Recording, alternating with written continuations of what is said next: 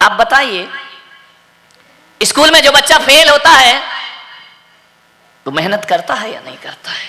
ऐसा तो नहीं है कि पास होने वाले ने मेहनत की है।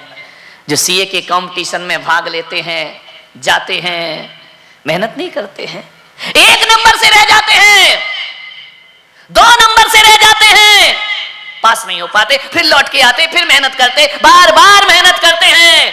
मान्यवर, मैं सोचता हूं कि असफल आदमी मेहनत नहीं करता, ऐसा नहीं है। अरे जितना पास होने वाला मेहनत करता है उतनी ही फेल होने वाले भी जीवन में मेहनत किया करता है। अकेली मेहनत से कुछ नहीं होता जीवन में। ध्यान रखना, थोड़ा सा हमें अपने बच्चों को दिशा बोध देना पड़ेगा। एक बच्चा मेरे पास आया, बोले महाराज मैं सीए के कई बार एग्जाम दे चुका हूं, फेल हो जाता हूं। आपको सोचना, विचार करना है, मैं करूं क्या? मैं 5 बार एग्जाम दे चुका हूं, सफल नहीं हो पा रहा हूं मैं। और कई लोग ऐसे हैं जो 1 बार में ही हो जाते हैं क्लियर, 5 बार हो गए, मैं क्या करूं? माने बस सोचिए, आपको सोचना है कि आप किस दिशा में काम कर रहे हैं, किस दिशा में आप चल रहे हैं। एक बच्चे को अपना करियर बनाना है, मैंने उससे पूछा तू कैसे बनाएगा, तुम कैसे सोचते हो कि हमें भविष्य में क्या बनना है? बोले महाराज बचपन से ही माँ बाप हमारे दिमाग में डाल देते हैं कि तुझे डॉक्टर बनना है, तुझे इंजीनियर बनना है, तुझे आईटी में जाना है, तुझे सीए करना है, तुझे एमबीए करना है। बचपन से ये डाल दिया जाता है, तो हमारे मन में भी धीरे धीरे हो जाता कि हम भी एमबीए करेंगे, हम भी आईटी में जाएंगे, हम भी पढ़ाई करेंगे। ये माँ बाप ने डाल दिया। थोड़ा बहुत क्या होता है, वो दोस्तों के साथ रह करके आ जाता है, वो बन रहा है तो मैं क्यों नहीं बन सकता, मैं भी बनूंगा। वो आईटी में गया तो मैं क्यों नहीं जा सकता, मैं भी जाऊंगा। मान्यवर, ये गलत बात, ध्यान रखिए। अपनी जिंदगी, अपना भविष्य बनाना है, दूसरों के द्वारा अपना भविष्य नहीं बना करता है। आपसे एक बार निवेदन कर रहा हूं कि आपको यदि कुछ बनना है जीवन में तो सबसे पहले आपको अपने भीतर की रुचि देखना पड़ेगी, अपनी पावर देखना पड़ेगी, अपनी शक्ति देखना पड़ेगी। किसी ने कह दिया सीए बन जाओ तो हम बनने को चले गए, किसी ने कह दिया डॉक्टर बन जाओ, हम बनने के लिए तैयार हो गए। होता क्या है मालूम है? जब पूछा जाता है क्यों, क्या कर रहा है, बोले मैं आईटी में जाने की तैयारी कर रहा हूं। अरे तैयारी कर लेगा तू इतनी मेहनत? अरे क्यों नहीं कर लूंगा, कर लूंगा। कहता तो इतनी आसानी से है, लेकिन जब वापस लौटता है हारता है। पूछो क्या हुआ, तू तो कह रहा था मैं सब कुछ कर लूंगा। अरे वो कर तो मैं सब लेता, थोड़ा लक ने साथ नहीं दिया, किस्मत ने साथ नहीं दिया। मान्यवर, यहां किस्मत क्या करेगी उसकी जिंदगी में? मान्यवर, सोचना है आपको। आपसे भी मेरा निवेदन है, केवल बच्चे ही इसे अपनी जिंदगी की तरफ ना मोड़े, अपने आप को भी अपना भविष्य बना। आपका भी तो भविष्य है, आप भी अपनी जिंदगी में सफलताओं को प्राप्त कर सकते हैं। विचार करिए, आप लाखों लोग कंपटीशन में बैठते हैं, सिलेक्ट कितने होते हैं? कितने परसेंट? 1%, 2%, इससे ज्यादा तो नहीं होते हैं ना। विचार करिए। लेकिन जो जो लाखों लोग उस कंपटीशन में शामिल होते हैं, स्कूल से पढ़ के आते हैं कि हम पढ़ाई करेंगे, आगे बढ़ेंगे, कंपटीशन में लाखों लोग आते हैं। लाखों में होना तो 1-2% लोगों का, ये सबका सिलेक्शन होने वाला नहीं है। लेकिन हर बच्चा ये सोचता है कि मेरा तो जरूर होगा और मैं हो जाऊंगा। लेकिन जब वो आकर के बैठता है, जब एग्जाम देता है, रिजल्ट आता है, असफलताएं उसके जीवन में हाथ लगा करती हैं। ये देखकर, लोगों से समझ के आपने यदि जीवन का लक्ष्य बना लिया, आप जीवन में फेल हो जाएंगे। ध्यान रखिए। मान्यवर, किसी बच्चे से ये पूछना यदि तुम्हारा बेटा कहे कि मैं आईटी में जाऊंगा, मैं सीए करूंगा, मैं बड़ी से बड़ी आईएएस आईपीएस रैंक की परीक्षाएं दूंगा, पहले उस बच्चे से पूछना क्या तू 10-10 घंटे, 12-12 घंटे पढ़ने को तैयार है? देखो, शुरू का जज्बात होना अलग चीज है और उसे क्रियान्वित करना अलग चीज है। चलो मान लो वो पढ़ भी लेगा, तो भी जरूरी नहीं है कि उसको सफलताएं प्राप्त हो जाएं उसके जीवन में। मान्यवर, आपको पहले अपना देखना पड़ेगा कि मेरे अंदर पावर कितनी है। ध्यान रखिए। भाग रहा है, लोग भाग रहे हैं, वो बन रहा है तो हम भी बनेंगे, वो बन गया तो हम क्यों नहीं बन सकते। माँ बाप भी कह रहे कि जाओ, तुम क्यों नहीं बन सकते, दुनिया में सब कुछ हो सकता है। मेरे भाई, इतना ध्यान रखिए। कुछ बच्चे ऐसे होते हैं जिन्हें 1 घंटे में याद हो जाता है कुछ चैप्टर स्कूल का। कुछ ऐसे होते हैं जिन्हें 1 घंटे में याद होता है। उस समय बच्चों को सिखाओ, आप अपने आप को देखो, क्या मैं 1 घंटे में याद कर सकता हूं? क्या आपको 2 घंटे लगते हैं, 5 घंटे लगते हैं, 10 घंटे लगते हैं, 6 घंटे लगते हैं? कितना लगता है? यदि आपको 6 घंटे लगते हैं और कुछ बच्चे ऐसे जो 1 घंटे में याद कर लेते हैं। अब बताइए 6 घंटे वाला 1 घंटे से कितनी प्रतिस्पर्धा करेगा, कितना आगे बढ़ने का प्रयास करेगा, कितना आगे, कितनी मेहनत करेगा वो। मेरे भाई एक बात ध्यान रखिए, यदि लोग 1 घंटे में याद करते हैं और तुम्हें जीवन की ऊंचाइयों को प्राप्त करना है, यदि तुम में आधे घंटे में याद करने की शक्ति आती है, और ये शक्ति अपने आप नहीं आती है, एक प्रोसेस है, एक साधना है, एक तपस्या है। धीरे धीरे जिस बच्चे को 1 घंटे में 1 चैप्टर याद हो रहा है ना, उसने 1 दिन में ये सब नहीं कर लिया है। 5-5, 10-10 साल की प्रैक्टिस होती है, तब जाकर उसकी मेमोरी शार्प हुआ करती है। अब आप सोच कैसे लड़ेंगे आप उससे, कैसे उससे कंपटीशन में आगे निकलेंगे?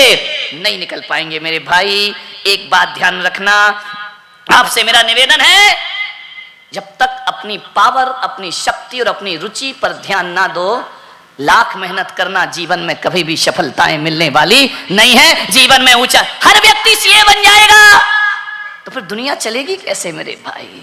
मान्यवर, मैं आपसे एक चीज कह रहा हूं, जो लाखों लोग बैठते हैं और कंपटीशन होते हैं ना, एक्स्ट्रा ऑर्डिनरी बुद्धि होती है उनका, एक्स्ट्रा ऑर्डिनरी दिमाग, और यदि हमारा नहीं है तो लाख मेहनत करो, आपको सफलताएं मिलने वाली नहीं है जीवन में। ध्यान रखिए, आपसे निवेदन है मेरा बड़ी विनम्रता के साथ, यदि बच्चा असफल हो गया तो आप क्या कहेंगे उसे कि तू ढंग से नहीं पढ़ता है, तू मेहनत नहीं करता है, देख बाजू वाले का बच्चा कितने जल्दी तरक्की कर रहा है। बाजू वाले के उदाहरण से तुम्हारा बच्चा कैसे सुधर सकता है, तुम्हारे बच्चे में दिमाग कैसे आ सकता है? मान्यवर, मेरा एक भक्त था, अभी भी है, उसने बहुत मेहनत की डॉक्टर बनने के लिए, सफलता नहीं मिली उसको। पीएमटी के एग्जाम दिए, कंपटीशन में गया, सफलता नहीं मिली उसे। बहुत मेहनत की, बहुत पढ़ाई की। जब आदमी बहुत मेहनत और पढ़ाई करता है और बार बार असफलता होती है ना, तो नेगेटिव विचारधारा जीवन में प्रकट हो जाया करती है, आदमी निराश हो जाया करता है, नकारात्मक सोच उसके अंदर आ जाती है, आदमी डिप्रेशन में चला जाता है, आदमी सोचता है अब ये दुनिया जीने लायक, बड़ा निराश हो गया वो। बोले महाराज, मेरे माँ बाप ने सपना देखा था कि मैं डॉक्टर बनूं, मैंने भी सपना देख लिया था मैं डॉक्टर बनूं, बहुत प्रयास किया, नहीं बन पाया महाराज, अब मैं करूं तो क्या करूं? मैंने कहा कुछ और कर ले। बोले ऐसे कैसे कर लूं? बनूंगा तो डॉक्टर ही बनूंगा। कितनी बार असफल हो गया वो लड़का, निराशा की आगोश में चला गया वो लड़का। बोले बहुत मेहनत करता हूं महाराज। वो आया किस लिए था मालूम है? कोई मंत्र दे दो, कुछ कर दो, घुमा दो, डंडा अंडा, कोई नारियल मारियल पकड़ा दो मुझे। इनका पागल हो गया है तो मेरा इन चीजों पे रत्ती भर विश्वास नहीं है, ध्यान रखना। ऐसे कैसे हो जाएगा कुछ पकड़ा देने से? मान्यवर बोले महाराज कुछ करिए। मैंने कहा मेरे पास ना मंत्र है, ना तावीज है, ना गंडा है, ना मेरे पास यंत्र है, ना मैं कुछ फूंक फांक करता हूं, ध्यान रखना। लेकिन हाँ एक सलाह है, यदि मान ले तो मैं उचित सलाह दे सकता हूं। उचित लगे तो स्वीकार करना, ना लगे तो तेरी मर्जी। मैंने कहा तू डॉक्टर बनना चाहता है? मैंने कहा। बोले हाँ। एमबीबीएस करना चाहता है? बोले हाँ। कितनी बार प्रयास कर लिया? बोले 4-5 बार, सफलता नहीं मिल रही है। मैंने कहा एक बात याद, तेरे अंदर इतनी कैपेसिटी नहीं है, हौसले तो बुलंद है, जज्बात तो बुलंद है, लेकिन पावर नहीं है, ध्यान रखना। लेकिन मुझे तो बनना है। मैंने कहा एक काम कर, मैं ज्यादा तो जानता नहीं, मैं साधु संत आदमी। मैंने कहा तुझे इसी लाइन में जाना है, इलाज में जाना है, ट्रीटमेंट में जाना है। मैंने कहा तू ऐसी जगह मेहनत कर रहा है जहां कंपटीशन बहुत ज्यादा है। मैंने कहा ऐसी जगह मेहनत कर जहां कंपटीशन बहुत कम हो सकता है वहां तुझे सफलता की प्राप्ति हो जाए, वहां तू सक्सेस हो जाए। उसने कहा मैं क्या करूं? मैंने कहा नहीं बन रहा, एमबीबीएस नहीं कर पा रहा, कोई बात नहीं है, आजकल फिजियोथेरेपी चल रही ना, जबरदस्त चल रही है, ध्यान रख। कोई बहुत बड़ा कंपटीशन भी नहीं है उसमें, कोई ज्यादा बुद्धिमत्ता की बात भी नहीं है उसमें। मैंने कहा वो करने लग। बोले महाराज मैं कैसे करूंगा, मेरा इज्जत। अरे मैंने कहा इज्जत क्या होती है? कोई भी चीज, कोई भी क्षेत्र, मान्यवर ध्यान रखिए, इज्जत डिग्रियों से नहीं होती है, इज्जत टैलेंट से मिला करती है। आदमी को योग्यता से इज्जत मिला करती है, सम्मान मिला करता है आदमी को। डिग्रियों से थोड़ी इज्जत मिलती है। मैंने कहा एक काम कर, मेरा कहना मान ले। मान्यवर, उस लड़के ने हार कर फिर फिजियोथेरेपी का कोर्स किया, पढ़ाई की। 2-4-5 साल बाद मैं उस नगर में पहुंचा और अचानक मेरी गर्दन में दर्द हो गया। तो मैंने कहा भाई डॉक्टर आए, बोले तो फिजियोथेरेपी वाला ही इसको सही कर सकता है। तो मैंने कहा भाई किसको बुलाऊं? एक लड़के को बुलवाया कि एक नया नया आया है, उससे आप कराइए। जब वो आया मैं देख करके हैरान रह गया। मैंने कहा तू तो मुझे लगता है कि वही लड़का है जो कभी MBBS के लिए तड़फ रहा था, भाग रहा था। बोले महाराज, उसने मेरे चरण छुए, बोले महाराज यदि आप नहीं होते तो हो सकता है मैं इतने निराशा में चला गया था कि मैं आत्महत्या कर लेता, जीवन खत्म कर लेता। आपने मुझे दिशा दी, आपने मुझे बोध दिया। मैंने कहा क्या करता बेटा? बोले महाराज जितनी मेहनत वहां करता था उससे कम मेहनत में मैं आज फिजियोथेरेपिस्ट बन गया। मैंने कहा कितना कमाता है? अरे एक सीट के ये लोग एक बार के 500, 600, 700 रुपए तो ले लिया करते हैं, ध्यान रखिए। मैंने कहा एक दिन में कितना करता है? बोले 8-10 तो ग्राहक मिल ही जाते हैं मुझे जिंदगी में। एक दिन में 8-10, इसका मतलब 4 से 5 हजार रुपए महीने नहीं, दिन में कमाता है। महीने में तो लाख 1.5 लाख का मालिक बन गया। मैंने कहा सोच, उसके पीछे पड़ा रहता तो शायद जिंदगी में तो कुछ भी नहीं कर पाता। ध्यान रखिए मान्यवर, अपने भीतर की योग्यता को देखने का प्रयास करिए। मैं पुलक सागर, ध्यान रखना, जीवन में सफलताएं, अच्छा कैरियर बनता है तो हार्ड वर्क से नहीं बनता है। ध्यान रखिए, हार्ड वर्क के साथ साथ एक स्मार्ट वर्क और होता है। ध्यान रखना, आप हार्ड वर्क तो बहुत करते हैं, स्मार्ट वर्क को छोड़ दिया करते हैं। स्मार्ट वर्क का अर्थ होता है तुम्हारी रुचि किसमें है, तुम्हारी लगन किसमें है, तुम्हारी योग्यता किसमें है, तुम्हें किससे लगन से काम करते हो। डॉक्टर बनना हार्ड वर्क हो सकता है, लेकिन फिजियोथेरेपिस्ट बनना स्मार्ट वर्क। सेवा ही करना है ना, इलाज ही करना है ना। क्या जरूरी है वो प्लस लगा के ही इलाज करो? ध्यान रखिए, डॉक्टर का निशान मालूम है क्या होता है? Red cross. मालूम इसका मतलब क्या होता है? रेड क्रॉस का मतलब होता है प्लस। डॉक्टर हर चीज में प्लस। पेशेंट मरे तो प्लस, पेशेंट जिए तो प्लस। ध्यान रखना, माइनस में तो वो कभी होता ही नहीं है। जिए या मरे वो तो प्लस में है। करेगा क्या? मेहनत करेगा, ऑपरेशन थिएटर से निकलेगा, निकलने के बाद कहेगा आई एम सॉरी, हम कुछ नहीं कर सके। कर क्या रहा था तू अंदर? तूने तो 2 शब्द बोल दिया, आई एम सॉरी, हम कुछ नहीं कर सके। तो फिर तू कर क्या रहा था भीतर? बोले अपन तो हर जगह प्लस। मान ले डॉक्टर को बोला जाता है हमारे यहाँ डॉक्टर यानी भगवान का रूप, डॉक्टर यानी भगवान का प्रतिनिधि। पूना वालों, भगवान होता है डॉक्टर। अब जब भी बीमारी हो, इलाज कराने जाओ तो ये मत सोचना डॉक्टर के पास जा रहे हैं। कुछ लोगों को घर जाके समझ में आएगा, ध्यान रखना। ये मत सोचना डॉक्टर के पास जा रहे हैं, ये सोचना कि हम भगवान के। और एक बात और याद रखना, भगवान जब नाराज होता है, भगवान जब नाराज होता है तो डॉक्टर के पास भेजता है। और डॉक्टर जब नाराज होता है, कौन बोला भगवान के पास भेजता है? ध्यान रखिए, ये व्यवस्था है। देखो, डॉक्टर नाराज हुआ सीधा भगवान के पास भेज देगा। एक आदमी ऑपरेशन कराने गया, पसीने में लतर-बतर हो गया।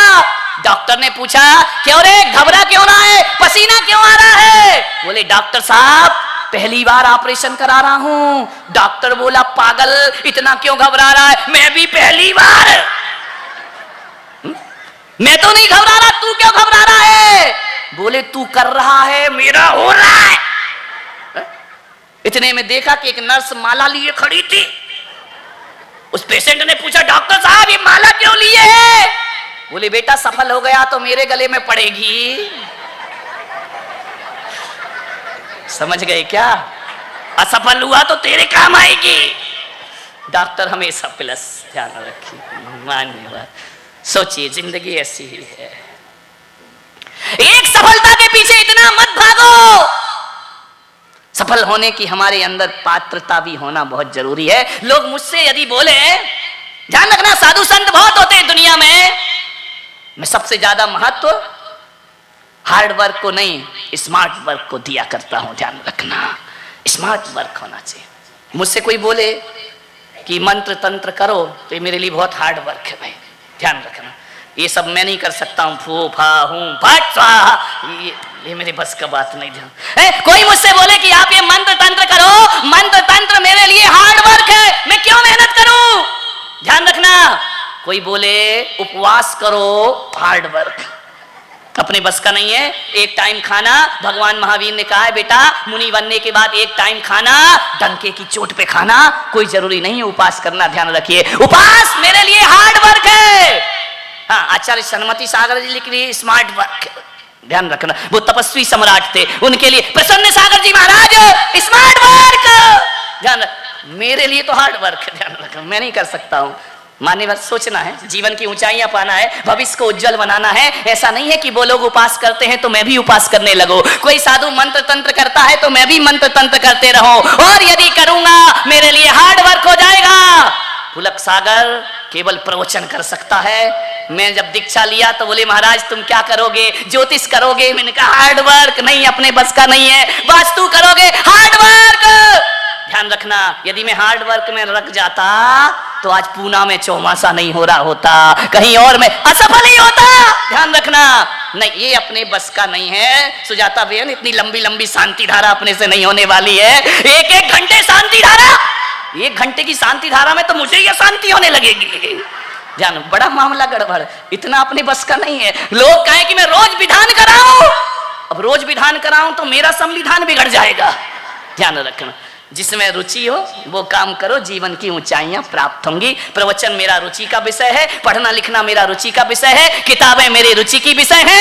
एक बात ध्यान रखना, वही काम एक के लिए स्मार्ट वर्क हो सकता है, वही काम एक के लिए हार्ड वर्क हो सकता है। आदमी को अपना कैरियर बनाना है तो कैरियर बनाने के लिए हार्ड वर्क से कैरियर नहीं बनता है, स्मार्ट वर्क करो, स्मार्ट कैरियर तुम्हारे सामने होगा। ध्यान रखिए, रुचि होना चाहिए, लगन होना चाहिए। अब मेरी लगन नहीं, फिर भी लोग